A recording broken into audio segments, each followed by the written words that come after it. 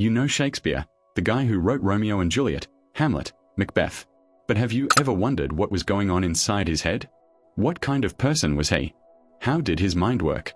Most people think Shakespeare was just some old writer who used fancy words. But when you actually study his life and his work, you realize this man understood human psychology better than most therapists today. Let me show you how. First thing you need to understand is that Shakespeare was an observer. Think about it. He came from a small town called Stratford-upon-Avon, middle-class family, nothing special. But then he goes to London and suddenly he's writing about kings, queens, murderers, lovers, everything. How did he know all this? Simple. He watched people.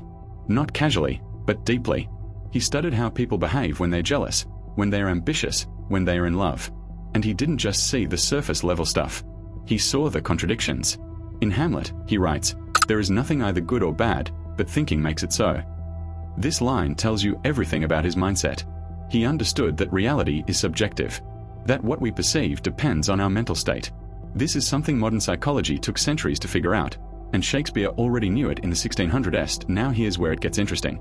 Shakespeare had this incredible ability to put himself in anyone's shoes. Villains, heroes, women, men, old people, young people. He could write from every perspective authentically. Take his character Iago from Othello. This guy is pure evil, right? But when you read his lines, you almost understand why he does what he does. Shakespeare doesn't just make him a cartoon villain. He gives him motivations, insecurities, thoughts. This shows us that Shakespeare didn't see people as good or bad. He saw them as complex. He wrote, "Lord, what fools these mortals be." But here's the thing, he wasn't mocking people. He was showing compassion for human weakness. He knew we all make mistakes, we all have flaws, and that's what makes us human. Shakespeare was obsessed with big questions. Questions like, what's the meaning of life? What happens after death? Is there such a thing as fate? Do we have free will?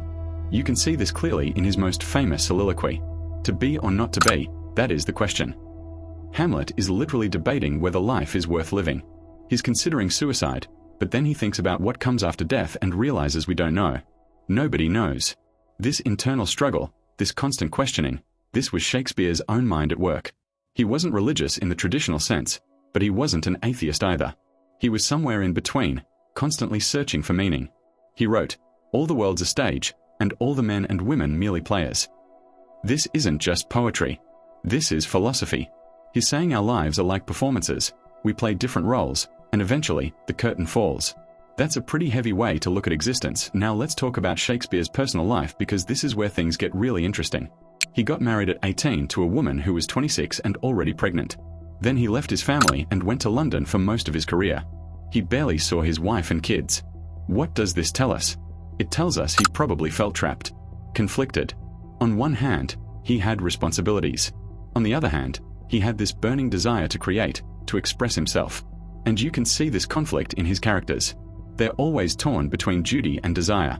In his sonnets, he writes about love, but also about time passing, about aging, about loss. Love's not time's fool, though rosy lips and cheeks within his bending sickle's compass come.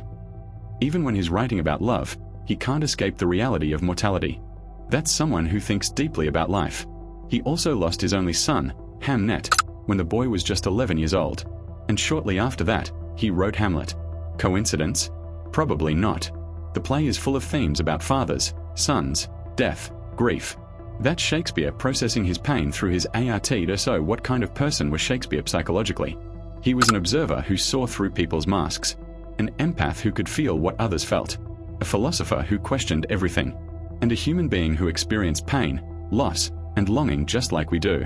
That's why his work still matters 400 years later, because he didn't just write stories. He wrote about the human condition.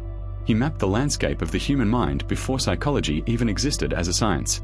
As he himself wrote, "We know what we are, but know not what we may be." That was Shakespeare. Always questioning, always exploring, always trying to understand the mystery of being human. Thanks for watching.